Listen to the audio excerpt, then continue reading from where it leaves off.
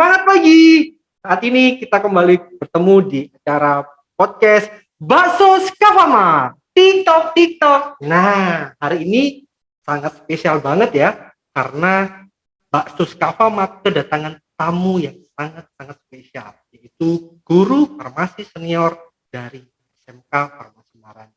Nah, kita nggak usah berlama-lama lagi, kita langsung kenalan dengan beliau. Kita sambut Ibu Lucia. Oke, selamat siang Bu Lucia. Selamat siang, Pak Adi. Sehat Bu? Ini siang ya, sudah makan Bu? Sudah. Saya belum makan Bu. Gimana ya Bu? Saya kok udah dikasih makan Bu? Oke, Bu, jadi gini Bu, terima kasih buat waktunya sudah hadir di podcast Bakso Skafama. Bu ya. Jadi kita mau istilahnya bertanya-tanya berkaitan dengan dunia kefarmasi. Nah Bu, kalau Ibu dulu sendiri sekolahnya di farmasi Bu? Ya, saya sudah sekolah di farmasi mulai lulus SMP. Oke, berarti memang keinginan Bu ya masuk sekolah farmasi? Ya, sebenarnya keinginan kuat di farmasi sih sebenarnya juga ya belum terlalu itu kan belum tahu. Hanya saya tertantang untuk sekolah di hal yang yang masih langka. Oke, langka. Karena dulu langka. Sampai sekarang Bu? Sampai sekarang. Oke Bu, jadi kalau misalnya dari pengalaman Ibu dulu, waktu sekolah farmasi itu seperti apa Bu? Bisa diceritakan Bu? Ya. Ini maksudnya yang sekolah menengah farmasi ya? Pada waktu SMK farmasi. Betul. Baik. Intinya adalah memang banyak hal yang asing atau istilah asing ya. Dulu kita harus menyesuaikan. Jadi dari SMP ke SMK atau SMF waktu itu harus perlu jadi harus mengikuti istilahnya budaya yang baru. Ya dulu tidak ada bahasa Latin, sekarang harus bahasa Latin yang sama sekali asing. Bagaimana itu menghafal, bagaimana mengerti, itu harus ekstra. Jadi memang pelajarannya memang tidak ada dari SMP Bu ya? Tidak ada. Dan biasanya bahasa Jawa jadi bahasa Latin. Iya, biasanya bahasa Jawa, bahasa Latin. Nah, tapi kalau misalnya selama mengikuti itu, apakah ada rasa tertekan? Karena pastinya dengan perbedaan yang tadi Ibu sebutkan kayak bahasa Latin dan pelajaran-pelajaran yang baru, sebagai seorang yang dari SMP ke SMK, apakah dulu merasakan tekanan yang berat? Iya, betul. Manusiawi ya, awalnya memang tertekan di semester awal. Ini ya di kelas 1 ya. Karena ya berhadapan dengan asing, kebetulan juga saya baru dari luar kota ke kota yang asing juga. Ngekos Bu ya? Ya, saya ngekos gitu. Jadi tekanan itu pasti ada. Namun harus waktu itu saya punya dorongan yang kuat bahwa saya harus menyelesaikannya. Sehingga menyesuaikan dengan situasi yang ada supaya bisa mengikuti ya. Mengikuti alurnya. Berarti untuk mengatasi tekanan itu memang harus ada motivasi dari diri sendiri gitu ya? Betul. Jadi buat siswa-siswa SMK Farmasi Marani, ternyata nggak kalian yang merantau, Bu Lucia juga itu merantau, dan tadi sudah dengar penjelasannya ya, bahwa Bu Lucia juga pada awal-awalnya juga ngalamin tekanan. Nah, cuman memang tadi juga yang disampaikan Bu Lucia bahwa harus ada motivasi dari dalam diri sendiri untuk bisa mengatasi. Nah Bu, kalau misalnya berkaitan dengan farmasi itu kan waktu zamannya Ibu. Nah kalau di masa sekarang ada nggak perbedaan farmasi zaman dulu dengan farmasi sekarang di zamannya murid-murid SMK farmasi saat ini belajar? Di murid ya, murid farmasi ya.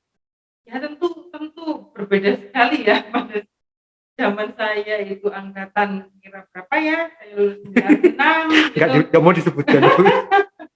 Ya, waktu itu memang anak-anaknya ya pada saat itu memang tipikalnya serius. Kami saringan waktu itu masuk di SMF zaman dulu itu pakai tes, kemudian disaring lagi hanya diterima 40 siswa karena 2 kelas ya.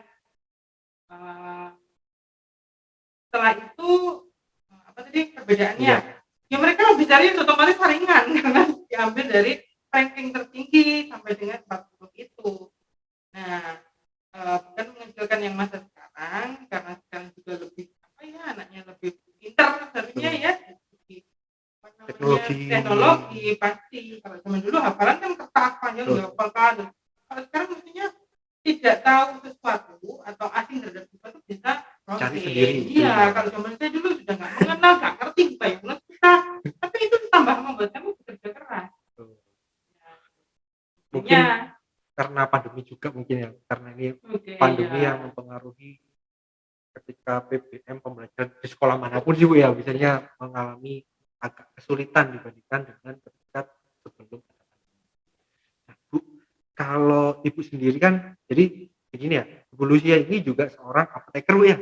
Nah, boleh nggak Bu dijelaskan sedikit, mungkin ada juga adik-adik SMP yang saat ini melihat podcast kita. Kira-kira kisaran lah Bu, kisaran aja pendapatan kalau misalnya bekerja di apotik atau nanti bahkan ketika adik-adik ini melanjutkan kuliah dan akhirnya menjadi apoteker itu dapat berapa? Oh, kisaran ya. Iya, kisaran aja. Ya, Yang oke. asli juga enggak apa-apa. Ya, kalau kita sebagai AA atau asisten apoteker atau asisten tenaga teknis kefarmasian, kita juga alumni Maharani, ini kisaran 2 juta. Ya, 2 juta. Baru lulus, ya alhamdulillah uangnya sedikit, tapi nanti 2 juta bahkan sampai 3 juta. Nah, kalau di rumah sakit lebih tinggi lagi. Oh, beda Bu ya? Beda, di apotik dan rumah sakit biasanya lebih besar di rumah sakit atau PBF. Nah, kalau apoteker, nah, tentunya beda juga antara apotik dan rumah sakit, apalagi industri. Oh. Ya, gitu. Jadi kalau di apotik atau farmasi komunitas ya apotek ada. Ya paling tidak 3. Ya, kemudian kalau di rumah sakit bisa 4 sampai 5, bahkan lebih ya. Kemudian industri bisa sampai 10. Industri itu maksudnya pabrik? Ya, pabrik. Bisa juga ke medical representative. Itu lebih tinggi lagi. Medical itu malah lebih tinggi Bu ya? Iya, Untuk karena yang menyalurkan obat-obat ke rumah sakit. Oh, lebih tinggi yang Bu ya? bertemu dokter-dokter itu. Wow. Nah, kemarin juga sempat Bu ya di SMK Farmasi Marani sebagai tempat untuk merekrut tenaga kerja Bu ya, untuk yang medical representative. Jadi buat mungkin ada teman-teman dari SMP yang ada di Malang Raya yang istilahnya sampai sekarang masih belum menemukan passion, farmasi bisa menjadi salah satu sebuah karir yang sangat menjanjikan seperti yang tadi sudah diceritakan sama Bu Lucia, karena beliau sendiri memang selain berkecimpung di dunia pendidikan, beliau memang apoteker di salah satu apotik di Kota Malang.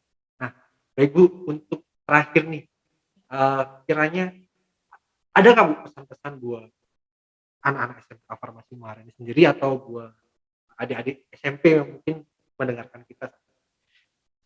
Baik. Untuk anak-anakku di SMK Farmasi, jangan pernah menyesal, pilihanmu sudah bagus. Selesaikan apa yang sudah kamu pilih ya.